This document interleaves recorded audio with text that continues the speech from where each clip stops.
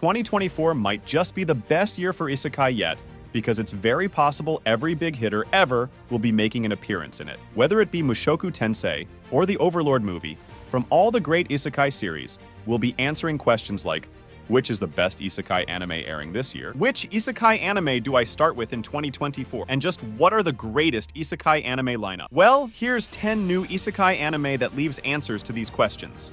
Let's start with something earlier last year, Dead Mount Death Play. Now, this is a reverse isekai series that at first appears to feature a villainous protagonist. As things go on, the necromancer wakes up in modern Tokyo in the body of a murdered human named Polka.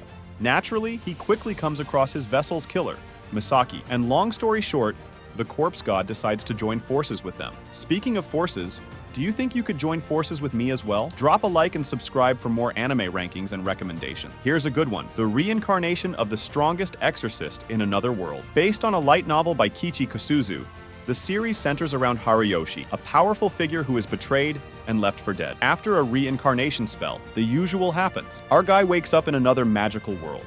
While he is born to a magically inclined family, our dude is not apt at magic.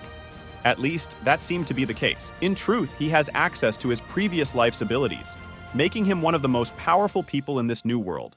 But the Summon to Another World for a second time series is very much a power fantasy type too, but one that leans into seinen rather than shonen. As the title suggests, it follows a protagonist who is summoned back to a world he had already visited, only to discover that things have changed since he has been gone. And if you haven't guessed yet, this show is also a harem anime.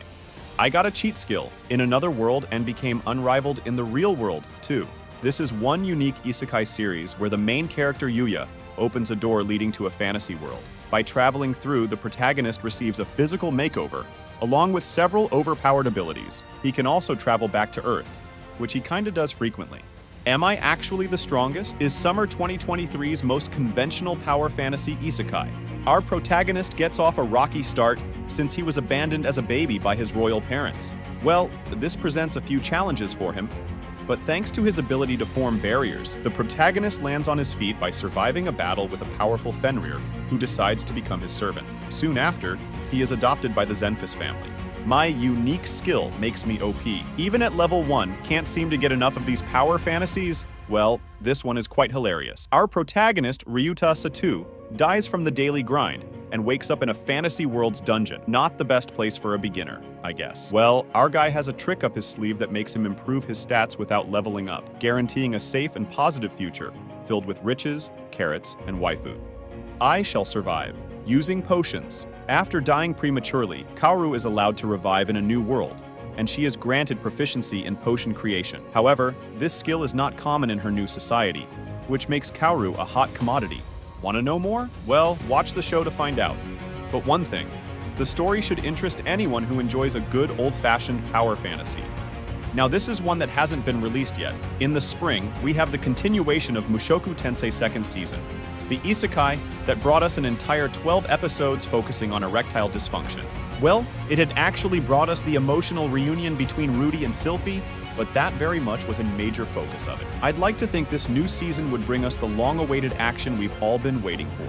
Also joining Mushoku Tensei in April is the long-awaited third season of Konosuba. 2019 was the movie wrapping things up with the Crimson Magic Clan arc, but what awaits us next is the Kazuma's little sister arc.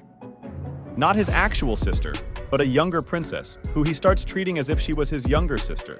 I'm sure you can imagine just how much Kazuma would enjoy living like royalty, so it's his new life as this sort of brother figure that we'll get to explore this season.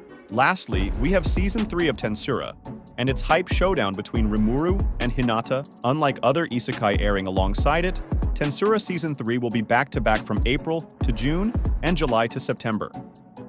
So rather than the 12 episodes, instead, we'll be blessed with a minimum of 24 episodes straight.